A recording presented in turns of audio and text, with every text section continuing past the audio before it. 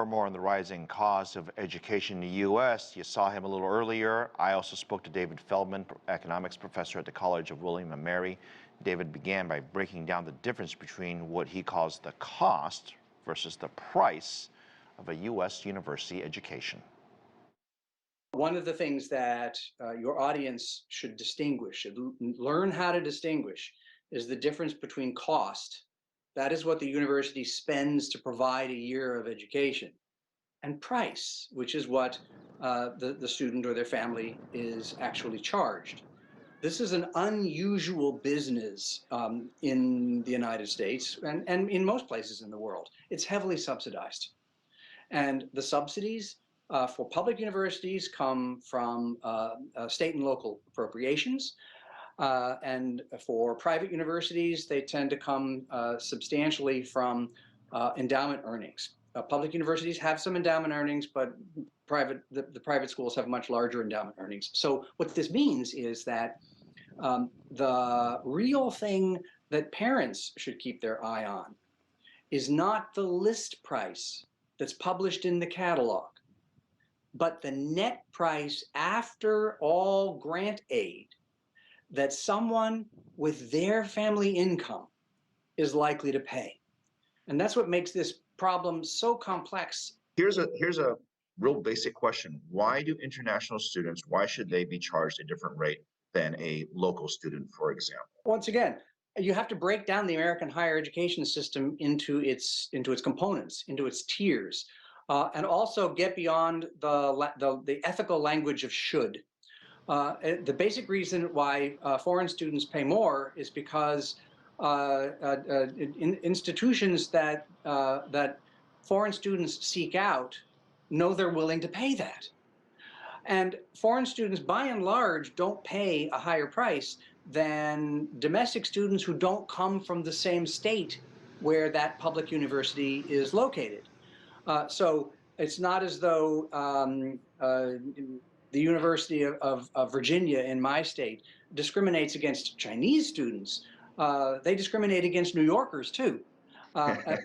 Well, seriously, out-of-state students pay a substantial premium. For some schools, this is small potatoes because they don't attract many out-of-state or international students.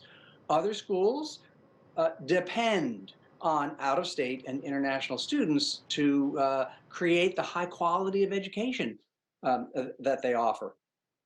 Professor, what would you tell a young parent, whether it's in Europe or in Asia, who are looking to send their kids overseas for this experience?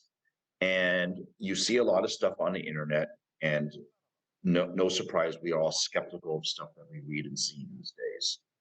How would you begin that research project if you were to send your young one to university overseas? What questions should you be asking?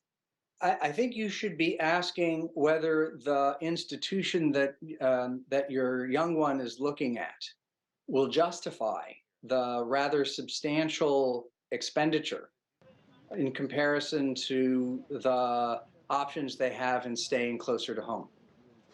Now, for many of those students, the return on that investment can be quite high.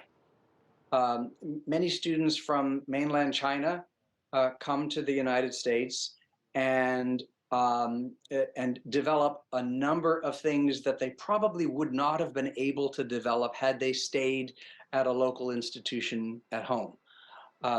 They're immersed in an English language environment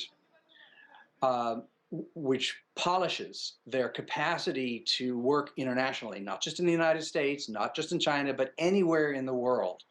Often their capacity to communicate to native English speakers and non-native English speakers improves tremendously.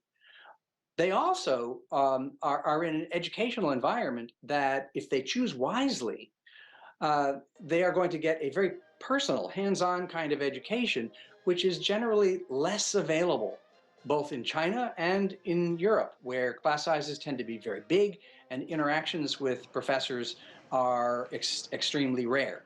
Lastly, they get networking advantages that might not be available were they to have stayed home.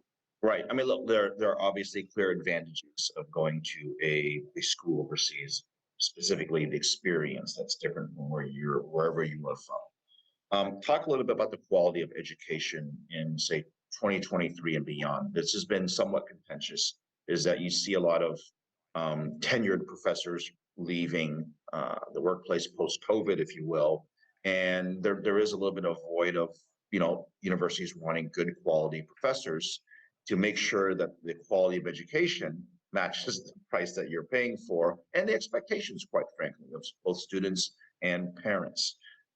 What are universities doing to maintain that level of quality? They are doing what their resources permit.